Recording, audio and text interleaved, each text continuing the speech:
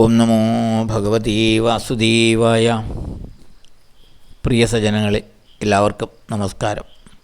സത്സംഗവേദിയിൽ നമ്മൾ ശ്രീമദ് ഭഗവത്ഗീതയിലെ 10-ാം അധ്യായമായ വിഭൂതി യോഗത്തിലെ 23 ശ്ലോകങ്ങളാണ് പൂർത്തിയാക്കിയത്. ഇന്ന് നമുക്ക് 24-ാമത്തെ ശ്ലോകം നോക്കാം. പുരോധസാം ച മുഖ്യം മാം വിദ്ധി പാർത്ഥ ബൃഹസ്പതിം സേനാനീനാമഹം സ്കന്ദ സരസാമസ്മി സാഗരഃ. പാർത്ഥ, അല്ലയോ അർജുന, പുരോധസാം, പുരോഹിതന്മാരിൽ മുഖ്യനായ പ്രധാനിയായ ബൃഹസ്പതിയായി മാം, എന്നെ, വിദ്ധി, അറിയുക. സേനാനീനാം, സേനാനായകരിൽ, സ്കന്ദനും, സരസാം, സരസ്സുകളിൽ, അതായത് ജലാശയങ്ങളിൽ, സാഗരശ്ച, സമുദ്രവും, അഹമസ്മി, ഞാനാകുന്നു. ഹേ പാർത്ഥ, പുരോഹിതന്മാരിൽ വച്ച് പ്രധാനിയായ ബൃഹസ്പതിയായി എന്നെ അറിയുക. സേനാനായകരിൽ സ്കന്ദനായി എന്നെ അറിയുക. ജലാശയങ്ങളിൽ സമുദ്രമായും എന്നെ അറിയുക. ദേവഗുരുവും പുരോഹിതനുമാണ് ബൃഹസ്പതി. അപ്പോൾ പുരോഹിതന്മാരിൽ ഏറ്റവും പ്രമുഖനാണ് ബൃഹസ്പതി. അപ്പോൾ പുരോഹിതന്മാരിൽ വച്ച് ഏറ്റവും പ്രധാനിയായ ബൃഹസ്പതി ഞാനാകുന്നു. ശിവപാർവതീപുത്രനായ സ്കന്ദൻ അഥവാ കാർത്തികേയൻ അഥവാ സുബ്രഹ്മണ്യനാണ് സേനാനായകരിൽ പ്രധാനി. അതുകൊണ്ടാണ് ഭഗവാൻ പറയുന്നത്, സേനാനായകരിൽ ഞാൻ സ്കന്ദനാകുന്നു.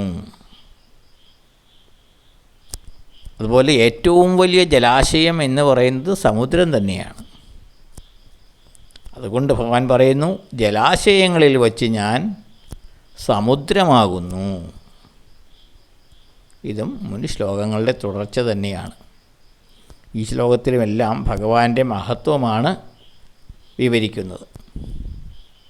ഈ പ്രപഞ്ചത്തിലെ ഓരോ ശ്രേഷ്ഠമായ വസ്തുക്കളിലും ഞാൻ തന്നെയാണ്, അവയെല്ലാം ഞാൻ തന്നെയാണ് എന്ന് വീണ്ടും വീണ്ടും പറയുകയാണ്. അടുത്ത 25-ാമത്തെ ശ്ലോകം നമുക്ക് നോക്കാം. മഹർഷീണാം ഭൃഗുരഹം ഗിരാമസ്മ്യേകമക്ഷരം യജ്ഞാനാം ജപയജ്ഞോസ്മി സ്ഥാവരാണാം ഹിമാലയഃ.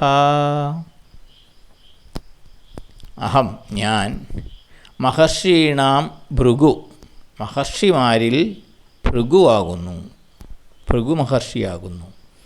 ഗിരാം, വാക്കുകളിൽ, ഏകം അക്ഷരം, ഏകാക്ഷരമായ പ്രണവവും, അസ്മി, ഞാനാകുന്നു.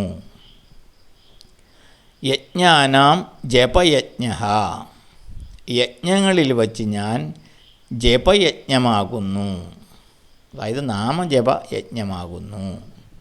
സ്ഥാവരാണാം ഹിമാലയഃ, സ്ഥാവരങ്ങളിൽ, സ്ഥിരമായി നിൽക്കുന്നവകളിൽ, അതായത് അചലങ്ങളിൽ, ചലിക്കാത്ത അചലങ്ങളിൽ അഥവാ പർവ്വതങ്ങളിൽ വച്ച് ഞാൻ ഹിമാലയമാകുന്നു.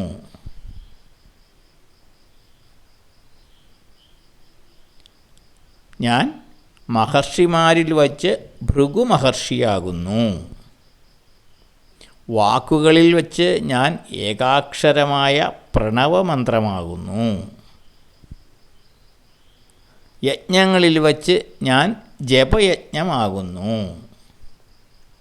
അചലങ്ങളിൽ വച്ച് അഥവാ പർവ്വതങ്ങളിൽ വച്ച് ഞാൻ ഹിമാലയ പർവ്വതമാകുന്നു.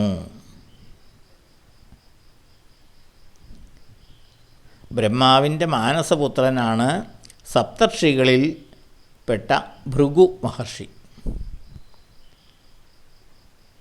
അതാണ് ഭഗവാൻ പറയുന്നത്, ഈ മഹർഷികളിൽ വച്ച് ഞാൻ ഭൃഗു മഹർഷിയാകുന്നു.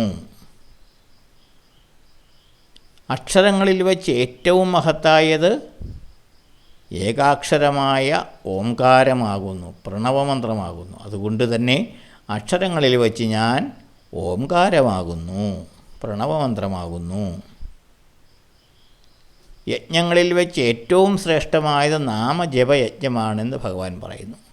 അതുകൊണ്ട് തന്നെ യജ്ഞങ്ങളിൽ വച്ച് ഞാൻ നാമയജ്ഞമാകുന്നു, നാമജപയജ്ഞമാകുന്നു. പർവ്വതങ്ങളിൽ വെച്ച് ഏറ്റവും ഉന്നതനായ, ഏറ്റവും വലിപ്പമുള്ളത് ഹിമാലയ പർവ്വതമാണ്. അതുകൊണ്ട് തന്നെ ഈ പർവ്വതങ്ങളിൽ വച്ച് ഞാൻ ഹിമാലയ പർവ്വതമാകുന്നു. വീണ്ടും ഭഗവാൻ ഓരോരോ ശ്രേഷ്ഠമായ വസ്തുക്കളെയും ചൂണ്ടിക്കാണിച്ച് പറയുകയാണ്, ഇവയെല്ലാം ഞാനാകുന്നു. അതായത് ഈ പ്രപഞ്ചത്തിൽ കാണുന്ന സകലതും ഞാൻ തന്നെയാകുന്നു എന്നുള്ളത് വീണ്ടും വീണ്ടും ഓരോ വസ്തുക്കളെ ചൂണ്ടിക്കാണിച്ചുകൊണ്ട് ഭഗവാൻ പറയുന്നു. അടുത്ത ശ്ലോകം നമുക്ക് അടുത്ത ദിവസം നോക്കാം. എല്ലാവർക്കും നന്ദി, നമസ്കാരം. ഓം നമോ ഭഗവതേ വാസുദേവായ.